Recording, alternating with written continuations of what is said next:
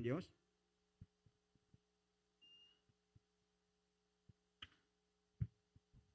Hallelujah. Praise the Lord. Hallelujah.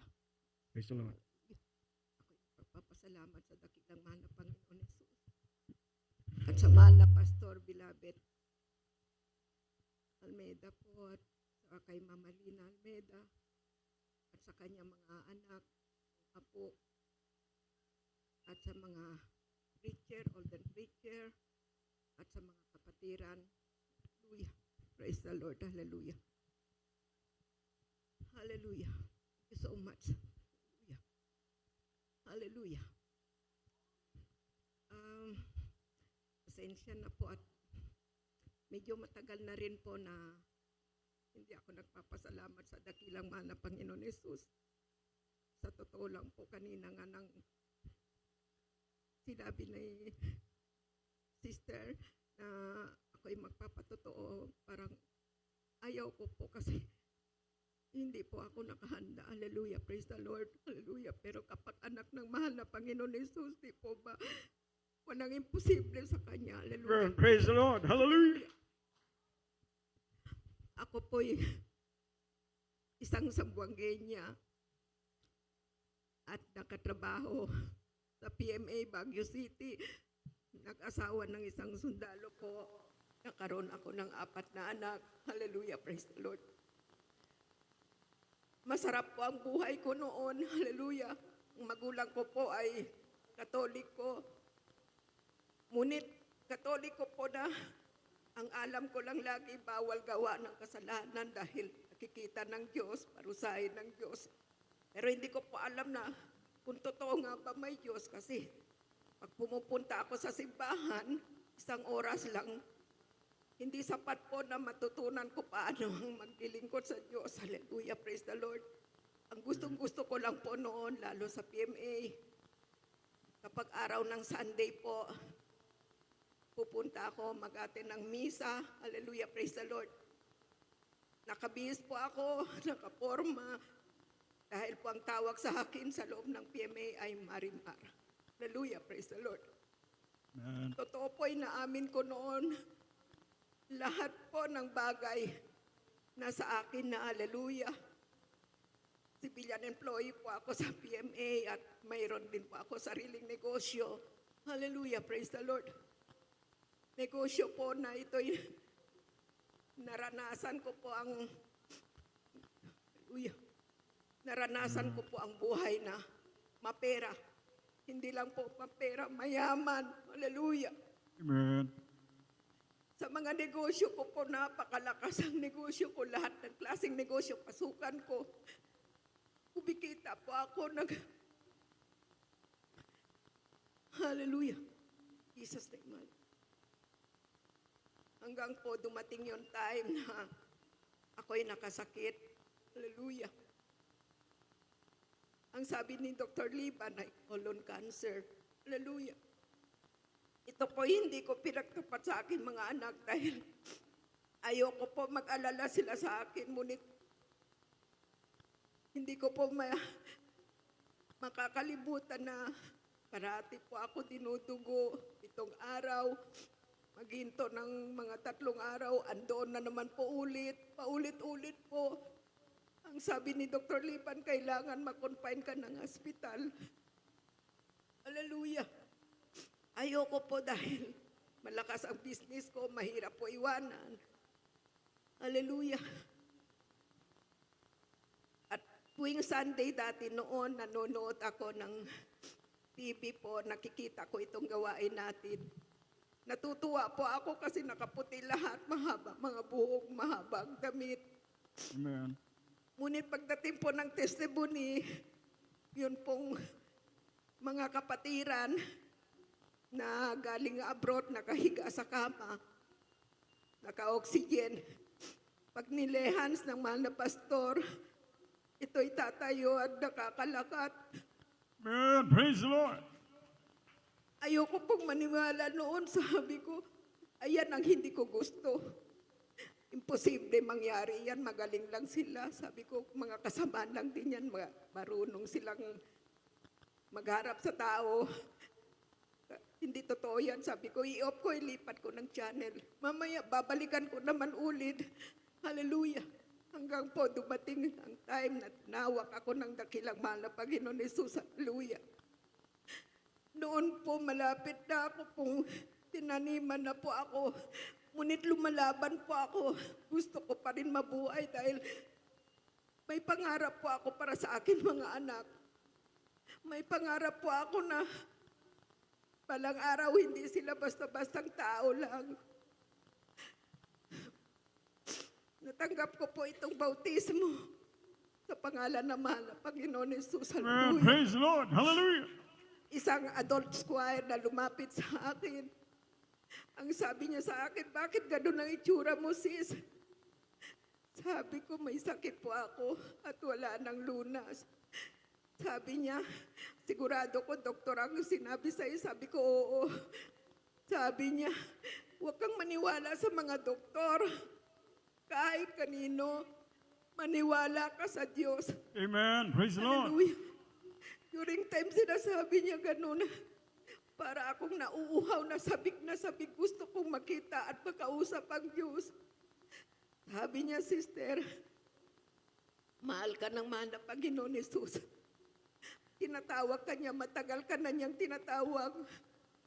Amen. Hallelujah. Ngayon, ito ng pakakataon, hallelujah. Tumalo po ako. Doon pa lang po sa pintuan, naramdaman ko para akong nabuhusan ng isang baldeng tubig malamig na malamig. Amen. Hallelujah. Praise the Lord. Bigla po ako nalamig ng gusto. Pagpasok ko po sa loob, ay joyful song yun. Hindi ko po alam kung bakit nanginginig po ang katawan ko at hindi ko mapipigilan na lumuha, umiyak, sumigaw. Hallelujah. Hallelujah. Nung solemn song po, nakapikit ako. Bigla pong may pumasok na parang nakatutok sa noo ko na isang flashlight na maliit. Nang pagmulat ko po, nakita ko ang dakilang mahal na Panginoon Jesus nakatayo sa harapan ko. Amen. Hinawakan ang ulo ko. Hallelujah. Hallelujah. Hallelujah. Nang tapos po ng gawain na yun, kaagad ko po tinanggap ang bautismo sa pangalan ng mahal na Panginoon Jesus. Ang hiniling ko lang po sa Kanya, bigyan niya ako ng peace of mind. Dahil nawala na po lahat sa akin, pati negosyo, tanging mga anak at asawa kong kasama ko. Hallelujah, praise the Lord. Bumagsak po yung business ko dahil napabaya po sa sakit ko.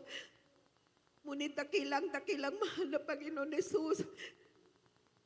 Nang matapos ko po mabautismo, pumunta po ako sa pastoral house, nag-ayuno po ako. Nang napatapos po ang ayuno ko, schedule ko po pupunta sa doktor. Dapat po, ang request niya na maopera ako. Hallelujah, malaser ako. Ngunit wala po silang nakita yung sakit ko. Amen. Hallelujah. Praise the Lord. Hallelujah. Totoo, tunay buhay ang mahal na Panginoon Jesus. Amen. Hallelujah.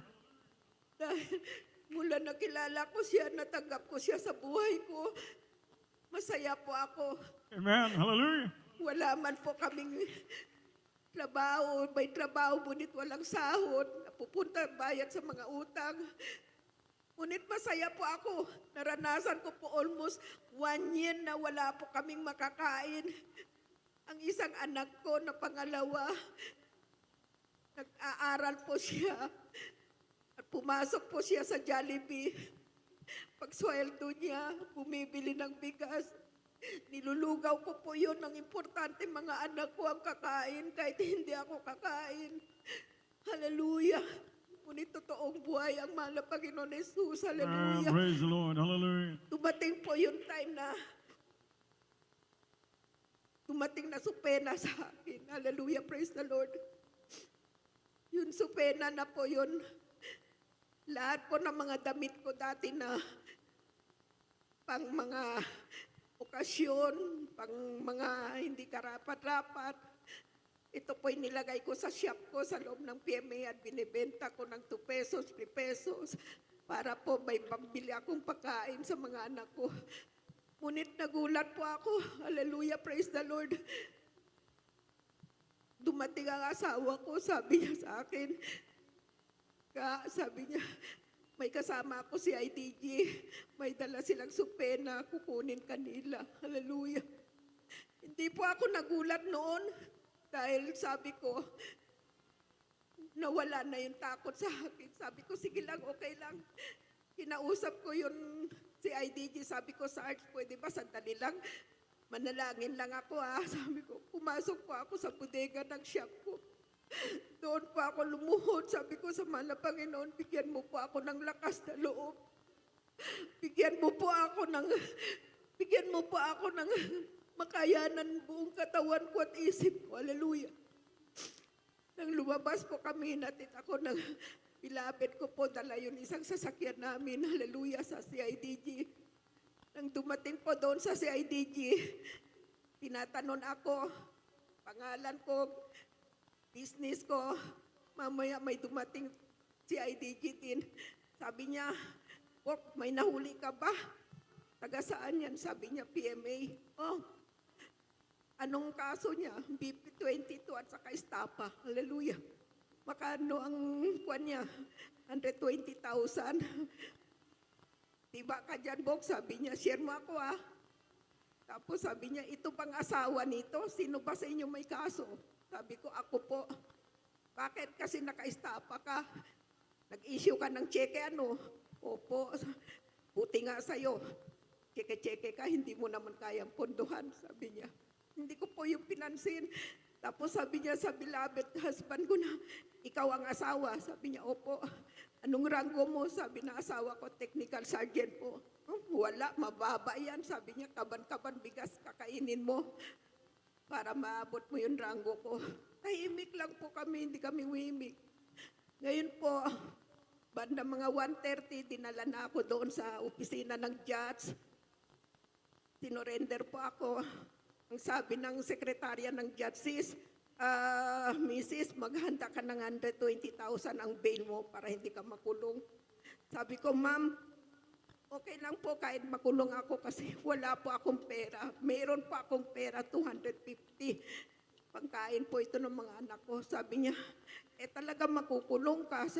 Sabi ng beloved husband ko, ma'am, huwag ninyo siya ipapakulong. Sabi niya, hintayin ninyo ako, lalabas lang ako, maghanap ako ng pera. O sige, pero bago 4:30, dapat andito ka na dahil pag 5 o'clock, kukunin na yan asawa mo, dalhin doon sa may police station. Doon mo na siya kukunin. Hallelujah. Di habang po nakaupo ako doon, nagpupuri po ako sa mahal na Panginoon. Mamaya po mga 4 na, sabi ng sekretarya, ay Mrs., wala pang asawa mo. Sabi niya, tatawag na ako ng pulis. Kailangan doon ka na lang mag-antay sa asawa mo sa may police station. Sabi ko, opo lang, okay lang po ma'am. Mamaya dumating na yung policewoman. Sabi niya, ikaw ba yung kukunin ko? Sabi ko, opo. Oh, tara na, sabi niya. Tumayo na pa ako sa upuan ko, sasama na pa ako. Bigla sabi niya, kinuha niya yung posas. Sabi niya, akin na, ma'am, lagyan natin ng posas yung pulso mo. Sabi ko, ay, policewoman, sabi ko, please, huwag mo naman ako lagyan ng posas. Hindi naman ako pumatay. Hindi naman ako nagnakaw. Maglakat ako, hindi ako natatakot. Sabi ko, please, huwag mo ako lagyan ng posas. Sabi niya, ay, hindi po, trabaho lang po ito. Kailangan po, nagmakaawa ako ulit. Hindi po ako pinakinggan. Hallelujah. Mamaya, naisip ko kausapin yung sekretarya ng judge. Ma'am, tulungan niyo po ako. Huwag naman po palagyan ng posas po. Sabi ko, paglakat ako, sabi niya, ay madam, wala kaming magagawa. Trabaho na nila yan. Hallelujah. Talaga pong hindi ko kaya yun. Bigla ko pong naalaala ang salita ng mahal na pastor noon. Sa una ninyong pagtanggap ng mahal na Panginoon Jesus, hindi nyo maramdaman na totoo may Diyos na buhay. Ngunit pagdating ng panahon, makaroon kayo ng mabigat na problema na hindi nyo makaya.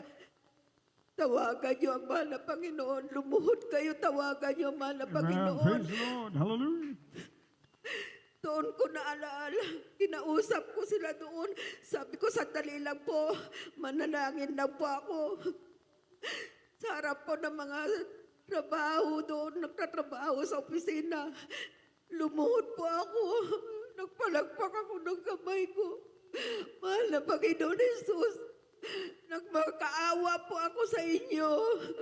Tulungan niyo po ako. Hindi ko po kaya maglakad ng kapusas. Hallelujah. Yun lang po ang tanging naalaala ko po. Nakaluta ko na lalangin. Tinatawa ko ang mahal na Panginoon. Kailangan kita sa lahat ng problema ko. Ito ang hindi ko kaya. Hallelujah. Mamaya-maya po, naramdaman ko, para akong nagising. Paglingon ko po, nakaupo ako doon sa upuan. Paglingon ko, yung policewoman, nasa tabi ko, nagsusulat sa mesa niya. Gulat ako. Narinig ko yung nagka-count ng mga bilangguan doon sa loob. Dahil 4:30 na. Lumingon ako, sabi ko sa policewoman, Ading, di ba ikaw yun kanina kumuha sa akin doon sa judge office? Sabi niya, opo ate. Sabi ko, anong lugar ito ngayon? Ate, ito na yung kulungan. Sabi niya, kapag hindi ka makuha ng asawa mo hanggang 5, ipapasok na kita dyan sa loob. Hallelujah. Sabi ko, paano ako nakarating dito? Sabi ko, hindi ko alam ate, saan naglalakat naman tayo? Amen. Praise the Lord. Naglakad ako sa ate, Hallelujah. nag-uusap pa nga tayo. Hallelujah. Hallelujah. Lubod ako muli. Nagmakaawa ako. Salamat po na Panginoon Jesus. Hindi niyo po ako pinabayaan. Amen. Nung time na nakaluhod ako at naglalakad daw ako, na nakapusas ako, wala ako natandaan. Ang alam ko lang, lumot ako sa mahal na Panginoon Jesus. Doon po naalala ko ang kanta na Footprint in the Sun. Amen. Praise the Lord. Hallelujah. Totoo po na may Diyos na buhay. Amen. Hallelujah. Nandiyan lang po siya sa mga tabi-tabi. Pinapakiramdaman niya tayo kung paano natin madala sa ating puso, sa ating buhay ang mahal na Panginoon Jesus. Hallelujah. Yun lang po, umiiyak na umiyak ako. Lumapit sa akin 3 babae. 3 po silang doktora. Ang isa, asawa niya, Kernel, doon sa Kamdangwa. Sabi niya, naku sis, huwag kang iiyak. Okay lang yan, may piyansa ka ba? Sabi ko, opo. Makano? Sabi ko, 120 po, pero ni-reduce ng 60,000. Sabi niya, buti ka nga. May piyansa ka. Ako, sabi niya, wala akong piyansa. Doktora ako. Kinento niya na may anak siya isa. Dito siya nag-graduate ng state. Gusto rin niya, yung anak niya, dito rin mag-aaral sa state. Sabi na asawa, huwag mong paaralin yan sa state at malaki ang gastos, hindi ko kaya. Sabi niya, kaya ko, pinilit ko. So nag-aaral ang anak ko sa state. Nung 2 taon, babayaran, naubusan ako ng pondo, kaya binibenta ko yung property ko.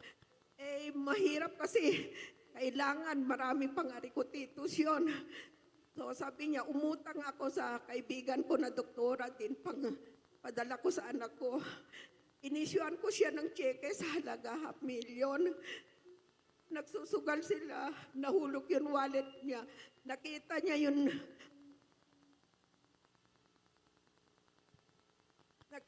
yung cheque na hulog. Sabi yung isang doktora na medyo Makati. Sabi niya, oh, ba't may cheque ka dyan kay ano yan paano napunta sa'yo, umutang sa'yo ano?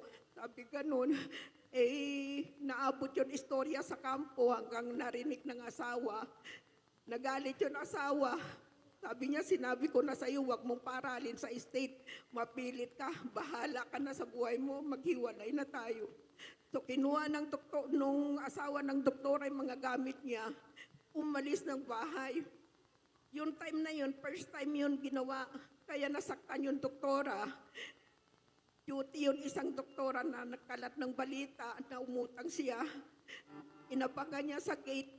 Pag uwi ng doktora, bababa ng sasakyan niya.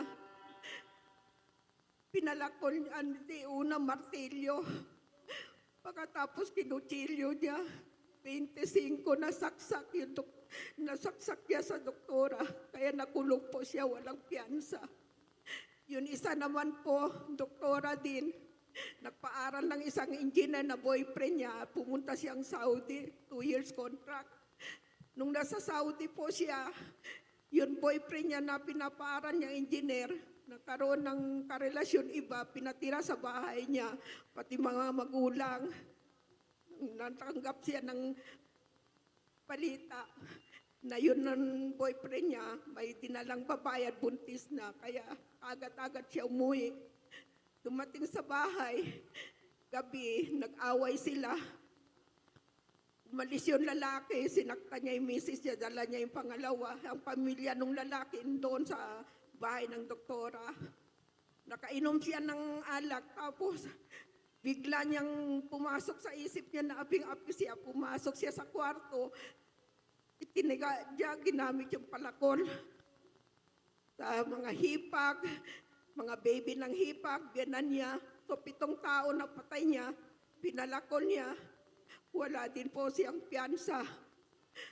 Hallelujah, praise the Lord. Kaya sabi niya, maswerte ka, may piyansa ka. Hallelujah. Maya-maya po, dumating na po yung beloved husband ko. Sabi niya, lalabas na tayo. Sabi ko, ayoko nang lalabas, dito na lang ako. Sabi ko, baka meron pa iba magre-reklamo, at least andito na ako. Sabi niya, kailangan lalabas ka, sabi niya. Kasama ko si Brother Alex. Sabi ko, bakit mo pa siya sinama? Hindi mo na dapat ipinaramdam. Sabi ni Brother Alexis, kailangan ka na mahal ng Panginoon Jesus. Amen. Praise the Lord. Kailangan lumabas ka at patunayan mo na ang Diyos natin ay buhay. Amen. Hallelujah. Hallelujah. So sino ako para tatagi? Pumayag po ako. Nung dinala po ako sa opisina, doon sa pinakabatas na pulis, nagpabasa po siya ng newspaper. Sabi nung policewoman, sir, dito yung babae na nahuli namin sa PMA. Sabi niya, ilalabas ng asawa niya, hindi na makulong. Nung ibinaba niya, yun palang pulis, hindi ko siya natandaan, pero ako natandaan niya. Sabi niya, Ate Lolit, ikaw ba yan? Sabi ko, oo. Sabi niya, bakit ka nandito? Sinabi ko po ang mga pangyayari. Sabi niya, sinong humuli sa'yo? Sabi ko, CIDG po. Kaagad niya tinawagan sa opisina ng CIDG. Sabi niya po, hallelujah, ipalaya mo ito. Ipalaya mo itong Mrs. Ronquillo, sabi niya, natandaan mabobok. Sabi niya, yun noon na nagpapakain sa atin sa bodega. Nakulong siya at pinakulong ng tauhan mo, Bok. Di ba mayroon tayong rules na kapag pamilya ng sundalo, walang makukulong, walang piyansa. Magbigay tayo ng abogado. Kaya ate, huwag kang magbabayad, wala kang babayaran, akong bahala sa'yo. Kaya lumabas po kami. Hallelujah. Praise the Lord. Hallelujah. Dumating po ako sa bahay, tiginan mga kapitbahay. Alam nila po na nakulong na ako. Sabi niya, Ate Lolit, ba't nandito ka? Di ba, andun ka dapat? Sabi ko, buhay ang mana Panginoon Jesus. Praise the Lord. Hindi niya pababayaan. Amen. Ang Praise the anak Lord. niya, maghihirap, walang kasalanan. Amen. Pagkatapos po, banda alas 9 ng gabi, tumawag sa akin yung isang kaibigan ko, sinabi, na yung pulis nangangantyaw sa akin, patay na. Yung pulis na naghuli sa akin, nakakulong. Ganun po kabuti ng mahal na Panginoon Praise the Lord. Jesus. Hallelujah. Hallelujah. Praise the Lord. At dito po ay lahat po ng mga nawala sa akin, ibinalik ng mahal na Panginoon Jesus. Praise the Lord. napatapos ko po mga anak ko. At nadala ko ng mahal na Panginoon Jesus dito sa Amerika. Amen. Hallelujah. At sumunod pa mga bata. October 31, dumating din po yung dalawang pinata ko na engineer. Nandito na po kami ngayon lahat sa Amen. Praise the Amerika. Lord. Kaya ang lahat ng kaputihan, kapurihan, ay tanging sa mahal na Panginoon Jesus po lamang. In Jesus' name, Amen. hallelujah, praise the Lord. Praise the Lord. Purihin natin yung tigilang Diyos. Kanbas po sa pinaglaga na Sister Lolita Ronquillo.